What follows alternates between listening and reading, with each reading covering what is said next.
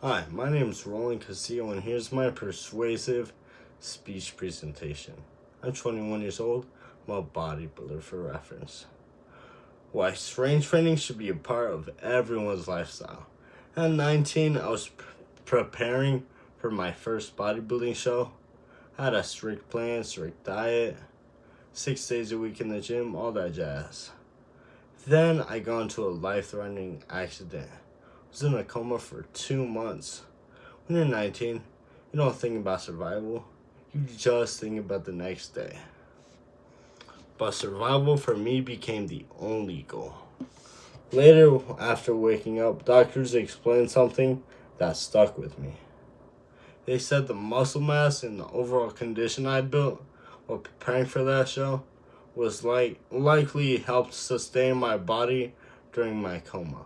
The muscle I built for a stage ended up protecting me in a hospital bed. That hit me hard.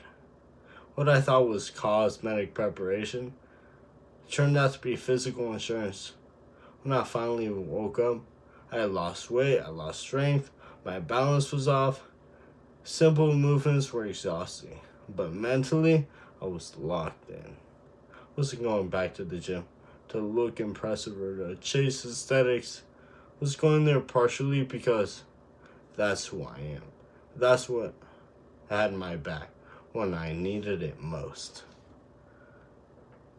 And over time, I rebuilt, step by step, rep by rep.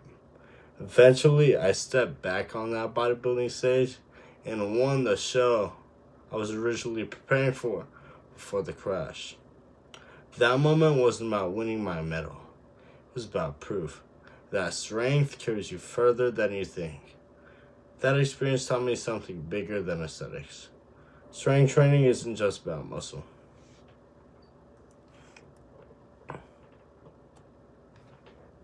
It's about physical survival, mental resilience, and discipline that carries into every part of life. Today, I'm going to argue that strength training should be part of everyone's lifestyle. Not just athletes, not just gym people, everyone. Because if you don't intentionally build strength, you lose it.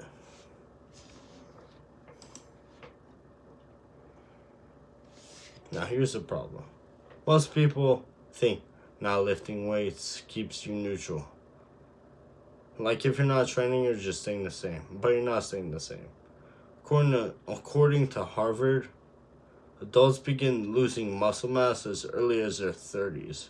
This age-related muscle loss continues to gradually every year if you don't actively train against it. That means decline is a default.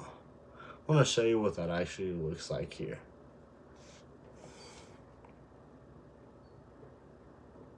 On this graph, you can see muscle mass steadily declining, starting around 30 and accelerating over time. It just slowly drops. That's what makes it dangerous. It's quiet.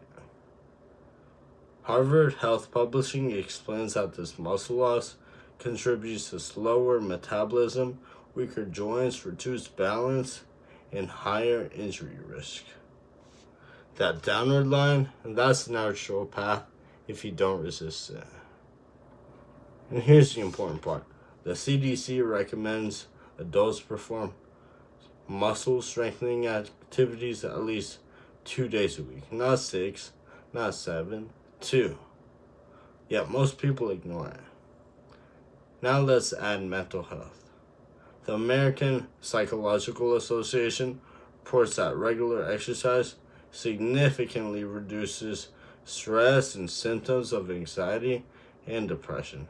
We live in a high-stress environment. College pressure, social comparison, financial stress, future uncertainty.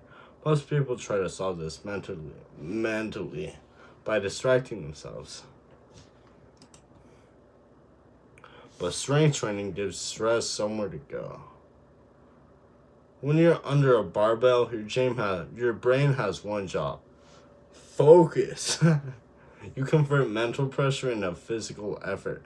When you finish, your body releases endorphins that literally improve your mood. So the problem isn't access or time. It's commitment, and that people underestimate how essential strength actually is. Now here's a solution. Solution is intentional resistance training, and it's backed by science. In a research published in the Journal of Strength and Conditioning, Brad Schoenfield explains the mechanisms of muscle hypertrophy. In simple terms, it's how muscle grows. Your body adapts, becomes stronger than before. That principle saved me physically. When I was in my coma, my body had reserves.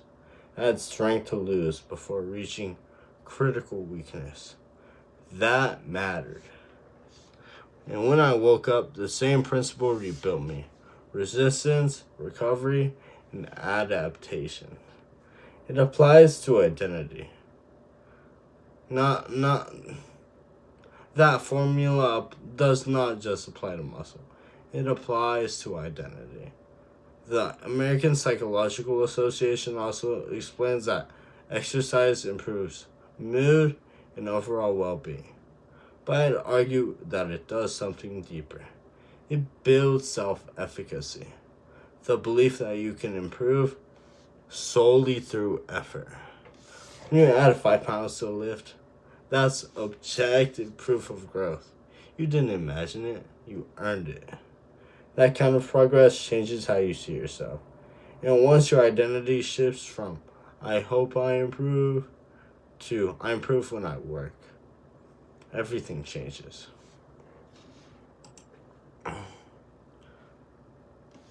Strength training builds long-term strength and discipline.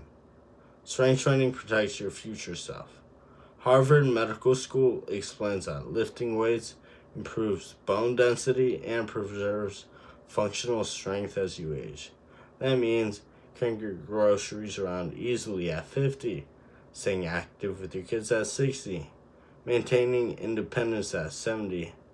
That's not vanity, that's longevity. But here's something charts don't show. Discipline. You don't accidentally build strength.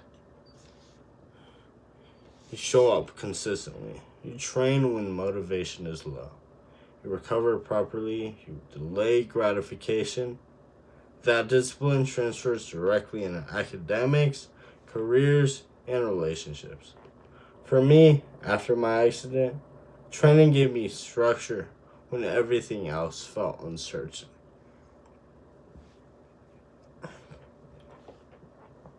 It gave me a scoreboard.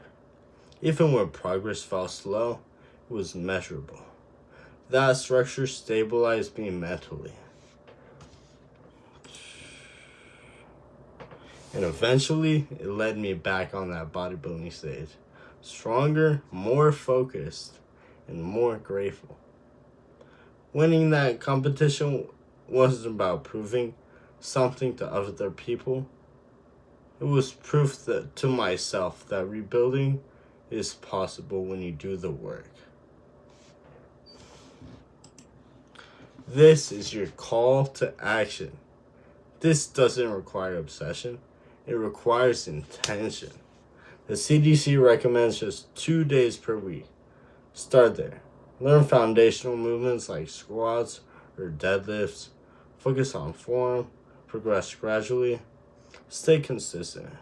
You don't need to train like a bodybuilder. You don't need extreme diets. You just need to stop assuming that doing nothing keeps you at your baseline, keeps you neutral. Because it doesn't. The research is clear. Harvard Medical School shows that strength training protects metabolism, bone density, and long-term health.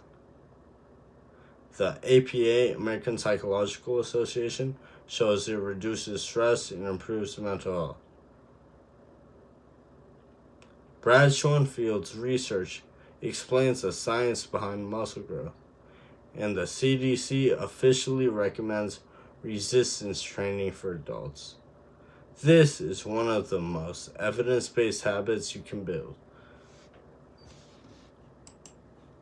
To put it simply, strength training improves your body it improves your mind, and it builds discipline that impacts every area of life. You cannot stop aging. You cannot eliminate stress. But you can decide whether you rebuild strength before life tests you or wish you had it after. I know what strength did for me. It protected me. It rebuilt me. And it reshaped how I see myself. And that decision to build strength consistently transformed my life. Thank you for watching this presentation, and God bless you.